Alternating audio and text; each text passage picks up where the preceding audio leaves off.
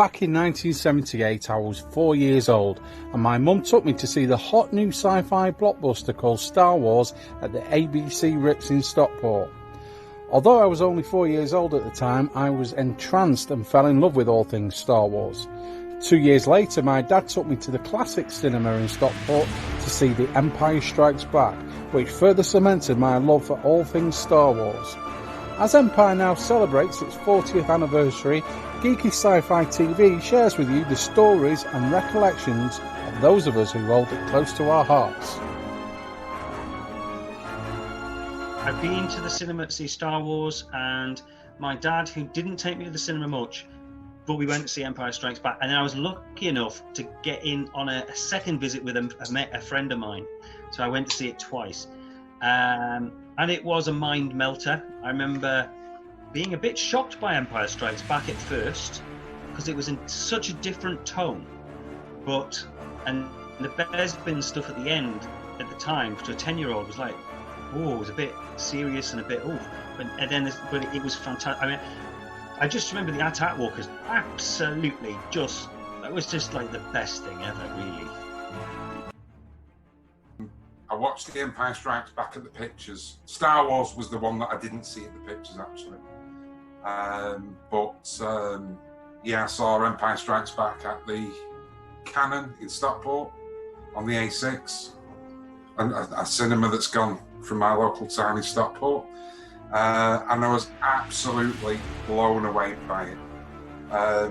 Many films in my childhood, I got to watch the second film in the series before the first, and Empire was one of them.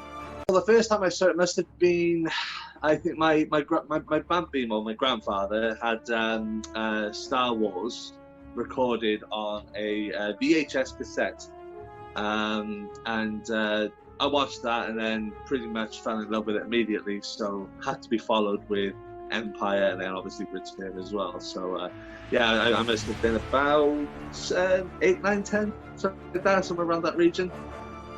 Yeah, I think it was probably maybe my first time at the cinema. I can barely remember it at that age, but obviously Empire Strikes Back and all the Star Wars seems to have been without me for over years. You know, it's always been there, and Empire Strikes Back is definitely my favourite of the original threes. It is a fantastic film. Yes, I did, 1980, and I must have probably been 5, yeah, at Portsmouth Cinema. Apart from the projector breaking down in the middle of the AT-AT scene, I was just totally mind blown, because, like, I mean, I'd not seen Star Wars, so I came in with Empire Strikes Back, so I knew nothing about Luke Skywalker, Han Solo, you know. It was just like, I knew all I'd seen was, like, obviously Darth Vader was the villain, that was it. So it was like, for me, that first title crawl and then going straight into it was like, you know, I mean, obviously people in the cinema had obviously seen the first one, so I was like, just blown away, because I mean, it's just visually, isn't it? It's just like, wow.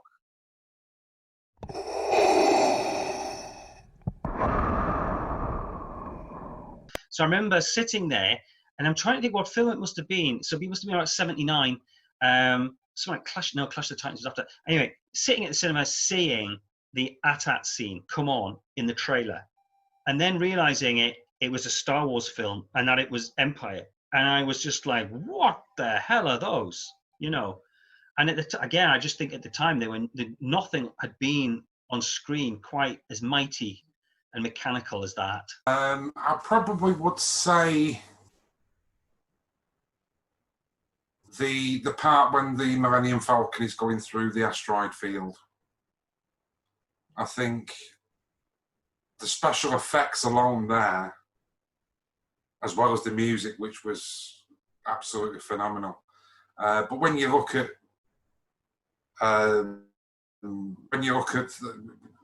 scenes in films that defy logic of how they did things, that to me is exactly what I'm trying to say. It's a phenomenal piece of special effects, without computers anyway. But it's the part of the film that I absolutely adore. In fact, when people say Empire Strikes Back, I think of that scene. So there you go. It's probably going to be very, very cliche, but obviously, the Battle of Hoth is just a spectacle to behold. And I know I've heard a lot of people say it's a bit, boring, but I love the story development that you get with, the introduction of Master Yoda. This Jedi Master that the only Jedi you've known of is Obi-Wan Kenobi by this point, and this like legendary Master comes in as this kooky, cranky old man just to play this kind of mind game. Love it. It's just incredible to see, and then obviously you've seen history of Yoda and a little bit of future of Yoda now in the recent movies, but Frank Oz is puppet master of the world, so what can you do, really? I mean, I used to have the model kit of the AT-AT with the snow speeders going around it.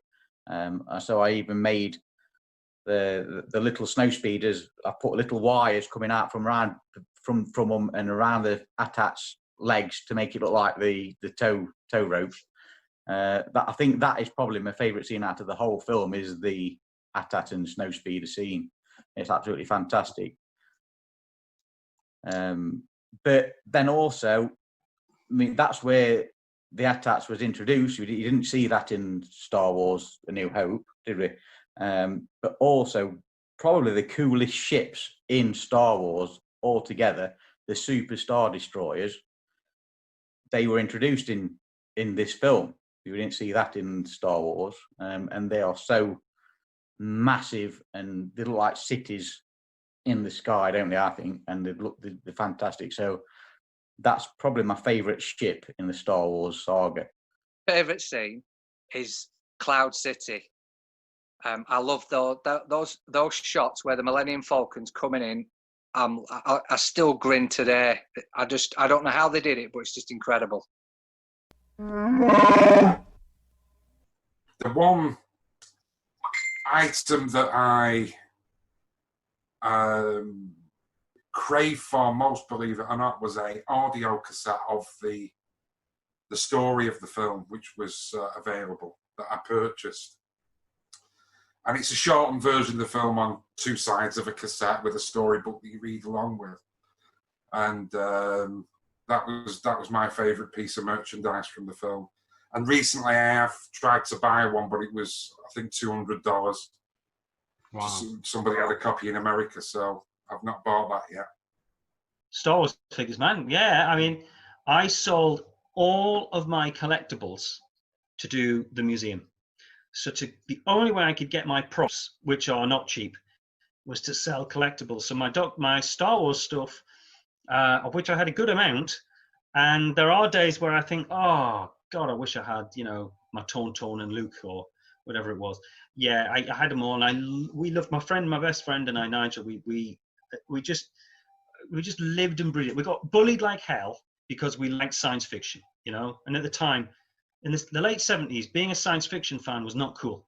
It was like, it was just not. If you didn't like football, which I wasn't into, and you liked science fiction, you might as well have just said, punch me now, But we just didn't care. We were happy with our Star Wars figures and our Starburst magazine and Doctor Who Weekly and whatever else, and we were just happy. And going to pick up this week's Star Wars figure or something from the toy shop was just like, heaven. One that I wanted and I couldn't afford was an AT-AT Walker. It took me 10 years to get hold of one, and I had to buy a second-hand one, and I think I got it for 10 quid. But that was the one thing that I wanted, because all my mates had one, because the fact that you could dangle Luke Skywalker from the bottom of it. I had the snow speeder, but I wanted an AT-AT Walker, but I couldn't afford one because I don't know what they were priced then, but they were expensive for the time. But yeah, I had a massive Star Wars collection, but it was like I had all the figures because they were cheap, but it was all the vehicles. Like I wanted Slave One, couldn't afford that, and you wanted to be able to take Han Solo in the Carbonite, but couldn't afford it. The model kits, I love doing the model kits. I got Darth Vader's TIE Fighter. I put a little red LED inside the cockpit with a little flick switch so you could turn it on and off. I love doing the model kits. Fantastic. John Williams. Yeah. That's all you need to say. If somebody says, I don't like John Williams' work, they're either lying or they don't have the ability to hear, basically. Because, I mean, how epic is Star Wars Scroll, that music kicking in? It gives me chills. I've got chills just thinking of the hair standing on end, just thinking about it, because it's just so epic. You know, John Williams is a legend, and Star Wars score is just, I mean, one of my favorite pieces of music from Star Wars is the Millennium Falcon, the Flight of the Falcon. You know, when they're in the bar, it's like, you know, it's just so good, so good. And if you want me to pick my favourite part, it's the asteroid bit. That there's something about it. It's the only one I play the most in that sequence. I just love the way that he's put that thing together, because it flows with the visuals of those asteroids going up against the Millennium Falcon. I have to play it. But other people will say, no, it's the Imperial March because it's so bad and you know it's Darth Vader, but no, it's got to be the asteroid theme for me. The soundtrack to the film is probably the best one out of the 3 original films, because, again, in Star Wars A New Hope, you haven't got the Imperial March at all. It doesn't appear in there. So this is the first time you hear, if you ask somebody, you know, what's Darth Vader's theme? Do do do do do do do do. You know, that's not there. That's in this one. That's where it comes in this one. So, and also the asteroid theme where they're flying through the asteroids. That's fantastic bit of music as well. So that's where that comes in. So I think out of the 3, this is where John Williams has really got to grips with everything. He knows what the dark side is. I think this is the best one.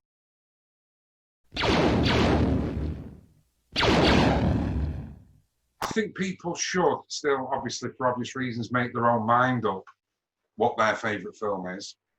And I think ever since people started saying that Empire Strikes Back was the greatest Star Wars film, a lot of people have just naturally followed suit, including people that haven't even seen the film. But there are, I mean, if you look at the original Star Wars, in my view, it's just as good. But I think it's the middle section of the original trilogy. It's a lot darker. It's not a horror film, but it's a much darker film than the original, which is why people sort of lean towards it, I think. Other than that, it's a magnificent film as well. I've thought about it long and hard. I do. I would never have said that when I was younger, because I always thought Star Wars was the better film. And now I think, don't be silly, Neil. That's a silly thing to say. But Star Wars, but to be fair to Star Wars, it was such an innovative film. I mean, it was mind-blowingly innovative. So, but I think Empire is like a refinement. And I think the asteroid chase and the pacing, the asteroid chase and the music with the asteroid, the Falcon, is I don't think it's ever been done better. And I think the drama, the tension, again, it's the damn characters, man. They're just so good. The chemistry is just there. And I just don't think they've ever got it synced quite right. I'm not knocking the new cast, but those scenes on Bespin, you know, and even Luke and Vader, it's just never been. I think in some ways I wish they'd never done the new films in certain respects, because you can't really ever recapture I always say it's like the original Dalek shape. You know, they keep trying to redesign the Dalek. Yeah. when you get, there's like in design there's like an X factor, and it comes along so very very rarely. Things like the VW Beetle, the original VW Beetle is a classic car, and then it might be a crap car, but it looked great, you know. And the Dalek with Cusick is like that. And I think the original Star Wars films, in music, vision, design, casting, they just nailed it. Apart from Ewoks, but I even like them. Yeah, it's my number one. You know, there's so much that happens inside there. You know, you've got a great opening battle scene with Hoth, You've got the kind of, it's a very difficult situation. The group is split up. You've got the introduction of Yoda, and it ends on such a bad note as well. Luke's lost his hand. Luke's kind of, discovered his father is, spoiler alert, Darth Vader. If anyone doesn't know that, it's just so much happens in this section of the film that I just think the story from point A to point B is just perfectly paced to set up, to follow on from the first, and then to set up the kind of finishing of this trilogy. So I think rightly so. If people say that Empire is their favorite, I think they're well within their rights to do so. I've seen Star Wars, the first Star Wars, countless times, but I would say Empire. If I was going to, I've got all the films, obviously, like everybody's got all the films, yeah. If I was just going to think, I just fancy watching a Star Wars film, it's Empire that I'll always go to. And it is after the three first, the three originals, which are the best ones out of the whole saga. That for me, it's my favourite one. Obviously, lots of people love A New Hope because that's where it started. That's fine, but I think Empire it's a bit darker, and that suits me. That's sort of my area. But yeah, it's just a great story, and it's fantastic. So.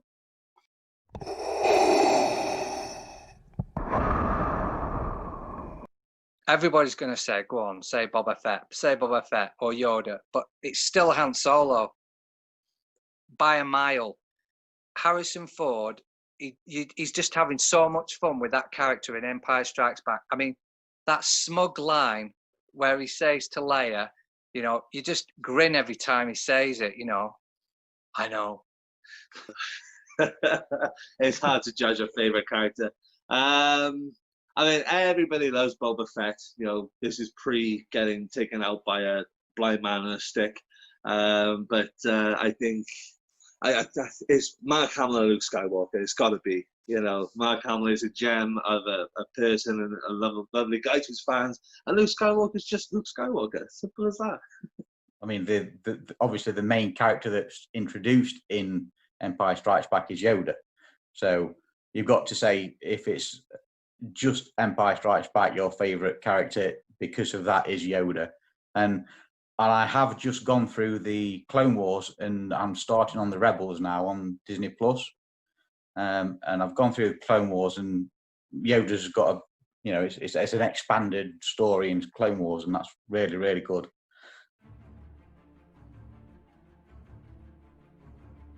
Happy 40th birthday, Empire Strikes Back.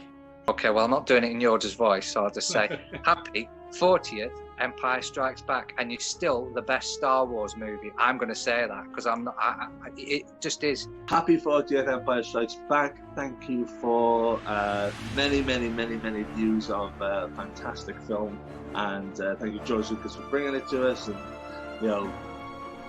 happy 40th, the best, probably one of the best films in my lifetime that will ever be, so... Happy birthday, Empire Strikes Back. I was there when you were 0, twice in the cinema. Good memories. Happy birthday, Empire Strikes Back. 40th you are.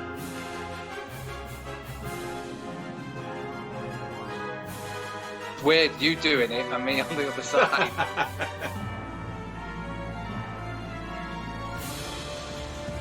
Yeah, see, you started recording. Yeah. Of course, I'll do anything. Yeah. Let's take my clothes off because I don't want to. Yeah, no. I just introduce quickly, just for any added bonus features. This you can see the Laserdisc collection in the background with all the original releases on there. I don't envy you. This is